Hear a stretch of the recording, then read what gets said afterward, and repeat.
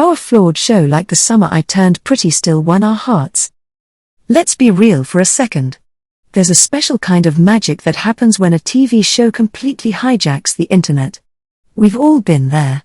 Maybe it was the Sunday night dread and shock of a Game of Thrones betrayal, or the glitter-dusted, chaotic drama of Euphoria that had your group chats blowing up. There's an electric thrill in knowing that millions of people are all watching, feeling, and freaking out over the exact same thing you are. The joy isn't just in the show itself, it's in the shared experience, the frantic texts, the deep dive analyses of a single meaningful glance, and, of course, the glorious, endless stream of memes. This year, that phenomenon had a name: The Summer I Turned Pretty.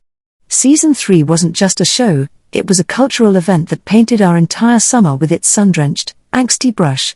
You couldn't escape it.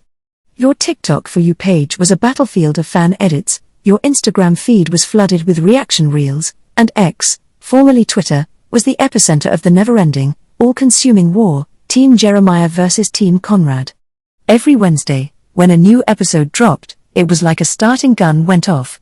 A fresh wave of jokes, heartfelt reviews, impassioned arguments, and video montages perfectly synced to a devastating Taylor Swift bridge would wash over us. It was messy, it was emotional, it was everything. But here's the million-dollar question that lingered after the finale credits rolled: does all of this viral hype actually mean the show is good? The honest, complicated answer is not really. And yet, I couldn't tear my eyes away. Season 3 picks us up with a significant time jump. 4 years have passed, and Belly and Jeremiah are seemingly living the college dream. They're at the same university, navigating their relationship with what appears to be a solid foundation. He's about to graduate, she's a junior, and everything feels settled. But this is Cousins Beach drama we're talking about, so settled is never on the menu. The moment Conrad Fisher walks back into the picture, Belly's carefully constructed world begins to fracture, and she's thrown right back into that familiar, heart-wrenching crossroads. That wasn't enough drama, the side plots are just as messy. Taylor and Steven are trapped in a dizzying on-again, off-again cycle that involves cheating on their respective partners to be with each other. From the very first episode, the season's pacing is a chaotic rollercoaster. Moments that should have been earth-shattering are rushed through in a blink, while entire episodes are spent lingering on plot points that could have been a 2-minute montage. The story often feels less like a natural progression and more like a series of events engineered for maximum drama, leading to character decisions so baffling you can't help but yell questions at your screen. To make matters worse, the performances, which should be the emotional anchor, often feel stuck in neutral. Gavin Kosalegno's portrayal of Jeremiah, once a charming golden retriever, sometimes veers into being over the top, his emotional outbursts feeling more theatrical than authentic. On the other side of the triangle, Christopher Briney's Conrad, bless his heart, gets stuck in a loop of broody yearning that becomes repetitive after a while. Lola Tung, who truly shines in Belly's moments of joy and lightness, struggles to convey the deep, gut-wrenching weight of her anger and sadness, leaving some of the most critical emotional scenes feeling hollow. It often felt like the supporting cast were the ones truly stealing the show and grounding the series. The heart of the show, its central romance, is where the biggest disappointment lies.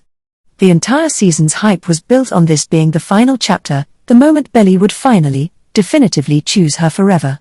So, it's a massive letdown when her ultimate, soul-defining choice is painfully obvious from the get-go. The writers stripped away all the nuance that made the love triangle so compelling in the first place. This season, the brothers are painted in stark black and white. Jeremiah is often portrayed as whiny, insecure, and childish, while Conrad is positioned as the mature, thoughtful, and ultimately correct choice. This heavy-handed approach feels contrived and robs us of the delicious agony of not knowing where Belly's heart would truly land. The thing as a whole felt like a letdown. With 3 extra episodes, you'd expect deeper character exploration. Instead, the first half of the season drags its feet, dedicating immense screen time to moments that do little to advance the plot. Things finally pick up in the second half, centered around a wedding that forces all the simmering tensions to boil over. This is where the show leans into its strengths, the sudsy, soapy drama we secretly crave. We get dramatic confessions under fairy lights, tearful speeches, emotional punches, and heartbreaking confrontations. In these moments, The Summer I Turned Pretty is unashamedly itself, and it's genuinely compelling.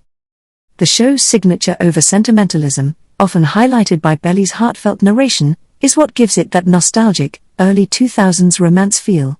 It's cheesy, it's sincere, and most importantly, it's fun. But this spark doesn't last. The final few episodes swing back to that weird pacing, dragging out unnecessary scenes while cramming major character developments into fleeting moments. It all culminates in an ending that feels far too tidy, wrapping up years of complex emotional conflict with a few lines of dialogue. It's just too easy. So, why? Why, despite all these glaring flaws, was it impossible to stop watching? For one, the show is an absolute visual feast. The production quality is impeccable, delivering one gorgeous shot after another. Whether it's the lush, green campus, the sun-drenched perfection of the cousin's summer house, or the golden hour glow of an evening in Paris, every frame is crafted to be beautiful. Then, there's the soundtrack. My goodness, the soundtrack. It's a character in itself, packed with the best of Taylor Swift, Harry Styles, Chappell Roan, and more. The needle drops are so potent they can single-handedly elevate a scene from mediocre to emotionally devastating.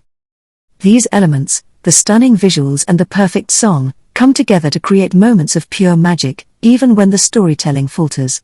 A flashback to a snowy Christmas at the cousin's house feels impossibly cozy and bittersweet. A sequence in Paris where Belly reconnects with one of the Fisher brothers is breathtaking. Because let's be honest, even if the plot makes no sense, there's an undeniable thrill in watching a young woman lock eyes with her first love across a crowded room while Taylor Swift's False God swells in the background. The real secret ingredient, the one that keeps us all in a chokehold, is the overwhelming sense of nostalgia and sincerity that bleeds through every scene. The show taps directly into the universal fantasy of a sweeping first love, of a romance decades in the making. It's about the what-ifs, the second chances, and the earth-shattering feeling of being young and in love. While the narrative is riddled with plot holes and the dialogue often leans towards the absurd, it has a heart that beats with earnest, unapologetic emotion. And that's why I'll be there for whatever comes next. You can bet I will be watching the announced set movie. And if Jenny Han decides to release 5 more after that, you'll find me in the front row,